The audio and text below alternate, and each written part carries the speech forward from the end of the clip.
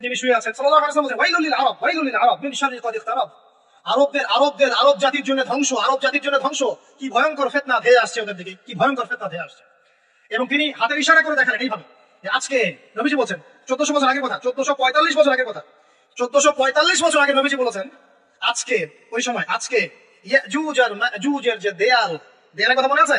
যুলকারনাইনের সময় দেয়াল, এই দেয়াল এতটুকু পরিমাণ খুলে দেয়া হয়েছে, এতটুকু পরিমাণ খুলে দেয়া হয়েছে 1400 কত বছর আগে। তখন তার স্ত্রী বলছেন আনুহলিক ওয়া ফিনা সালিহিন, আনুহলিক ওয়া ফিনা সালিহিন ইয়া রাসূলুল্লাহ, হে আল্লাহর রাসূল সাল্লাল্লাহু আলাইহি ওয়াসাল্লাম, আমাদের মধ্যে ভালো মানুষরা থাকা সত্ত্বেও কি আমরা ধ্বংস হয়ে যাব? আপনি যে বলছেন ওয়াইলুল লিল আরব, আরবদের জন্য ধ্বংস। নবীজি বলছেন নাম হ্যাঁ, নাম হ্যাঁ, ধ্বংস হয়ে যাবে। ইদা কাসুরাতিল খাবাস, যখন নগ্নতা, বেহায়াপনা, অশ্লীলতা সমাজে রন্ধ্রে রন্ধ্রে ছড়িয়ে পড়বে, তখন আলেম জালেম সব ধ্বংস হবে। এই হাদিসটা অকাট্য হাদিস বুখারী মুসলিমে, মানে এটা সহিহ, এটা বিষয়ে কোনো সন্দেহ নেই। তাহলে নবীজি 1445 বছর আগে বলছেন যে আরবদের জন্য ধ্বংস ধেয়ে আসছে এবং দেয়াল এভাবে খুলে দেওয়া হয়েছে। কাদের দেয়াল? ইয়াজুজ আর মাজুজ। আর ইয়াজুজ আর মাজুজের সাথে আরবদের ধ্বংসকে সম্পর্কিত করা হলো না? ইয়াজুজ আর মাজুজের সাথে আরবদের ধ্বংসকে সম্পৃক্ত করা হলো এবং বেহায়াপনাকে সম্পৃক্ত করা হলো, তাই না? বুঝতে পারছেন? আরব জাতির ধ্বংসের সাথে ইয়াজুজ মাজুজকে কানেক্টেড করা হলো এবং অশ্লীলতাকে, কি বলেন, অশ্লীলতাকে কানেক্টেড করা হলো। এখন আপনি চিন্তা করে দেখেন, সারা বিশ্বে পর্নোগ্রাফি কারা ছড়িয়ে দিয়েছে? বলেন দেখি, কি বেহায়াপনা না? সমাজের রং ইদা কাসুরাতিল খাবাস, যখন সমাজের রন্ধ্রে রন্ধ্রে বেহায়াপনা ছড়িয়ে পড়ে নাই? মিলান, হাদিসটা মিলান। সমাজের এই মেয়েদের এই যে ফ্যামিলিস্ট রেভলিউশন কারা ছড়িয়ে দিয়েছে? ফ্যামিলিস্ট রেভলিউশন কারা ছড়িয়ে দিয়েছে? ওরা। সমাজে মেয়ে ছেলে একসাথে চলবে একই পোশাকে কারা ছড়িয়ে দিয়েছে? সমাজে মেয়েদের বেপরদায় চলার এই সংস্কৃতি কারা ছড়িয়ে দিয়েছে? মাদক আর সুদের সংস্কৃতি কারা ছড়িয়ে দিয়েছে? জেনা, ব্যভিচার, পর্নোগ্রাফি, এটা কারা ছড়িয়ে দিয়েছে? পৃথিবীর এমন কোন রাষ্ট্র বাকি রাখে নাই তারা এগুলো ছড়াতে, এমন কোন রাষ্ট্র বাকি নেই। তাহলে সব জায়গায় ছড়িয়ে পড়বে না ইয়াজুজ মাজুজের ফিতনা? ছড়িয়ে পড়েছে। আল্লাহ পাক আমাদেরকে এই পশ্চিমা গোলক ধাঁধা থেকে হেফাজত করুন। আমিন। আমাদের সংস্কৃতি নিয়ে আমরা বুক ফুলে বাঁচবো ইনশাআল্লাহ, আমাদের সংস্কৃতি নিয়ে আমরা চলবো ইনশাআল্লাহ। আমাদের কোরআন আছে, হাদিস আছে, আমাদের নবী আছেন, আমাদের সাহাবীরা আছেন, আমাদের দ্বীন আছে ইনশাআল্লাহ। আমাদের অন্য কাউকে প্রয়োজন আছে? এই যে প্রযুক্তিগত কথাগুলো বললাম, একটু মাথা খাটান, এগুলো আমরাই তৈরি করতে পারবো ইনশাআল্লাহ।